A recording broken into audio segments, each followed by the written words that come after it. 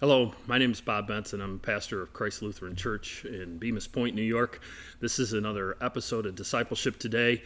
We've been using the book of John as kind of a textbook for discipleship. We know that there was a special relationship between John and Jesus, and Jesus walked with 12, and we're pouring into that. We're looking at that relationship. We've been through John chapter 1. And now we're in John chapter 2, verse 13. And I'm going to read a small section of Scripture, and then we're going to talk about it a little bit. The Passover of the Jews was at hand, and Jesus went to Jerusalem. In the temple, he found those who were selling oxen and sheep and pigeons, and the money changers sitting there. And making a whip of cords, he drove them all out of the temple with the sheep and the oxen. And he poured out the coins of the money changers and overturned their tables. And he told those who sold pigeons, "Take these things away. Do not make my Father's house a house of trade." His disciples remembered that it was written, "Zeal for your house will consume me." So the Jews said to him, "What sign do you show us for doing these things?" And Jesus answered them, "Destroy this temple, and I in 3 days will raise it up." The Jews then said, "It has taken 46 years to build this temple, and you will raise it up in 3 days?" But he was speaking of the temple of his body. When, therefore, he was raised from the dead, his disciples remembered that he had said this, and they believed the Scriptures and the words that Jesus had spoken. Here we get just a short glimpse of something that happened early on in Jesus' discipleship and in his ministry. He was angered when he walked into the temple courts, and they had turned it into this money-changing place of selling. And it's interesting to me, if you know the background of the temple a little bit, this happened in the court of the Gentiles. When Jesus walked into that court, he saw that there was no place for the Gentiles to worship God. And that really is an encouragement to us, because if you're not Jewish, you are a Gentile.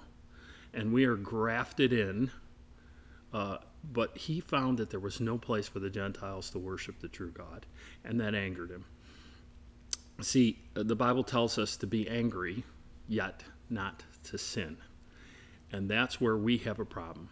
Sometimes when we react to anger, we cross that line into sin. And in a discipleship environment, sometimes we can get angry in a discipleship environment. I've had people completely walk away from discipleship. And it hurts, and sometimes you can even get angry in it. But the challenge is, when we react in anger, often we cross that sin line. So we're told to be angry, but do not sin. Don't let the sun go down on your wrath. That means you're supposed to work things out.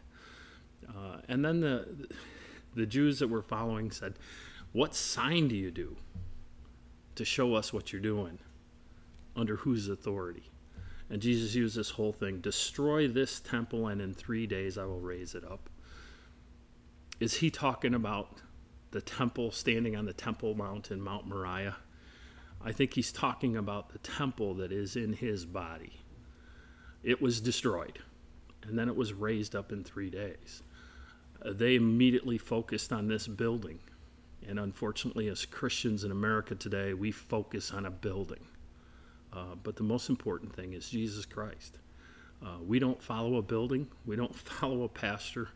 Matter of fact, Paul said it himself, "Follow me as I follow Christ."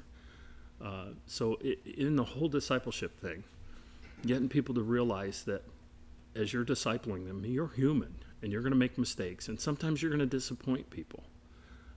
But they shouldn't be focused on you. As you walk in life together, focus on Jesus, who is capable of guiding and leading and directing each one of us in a specific way.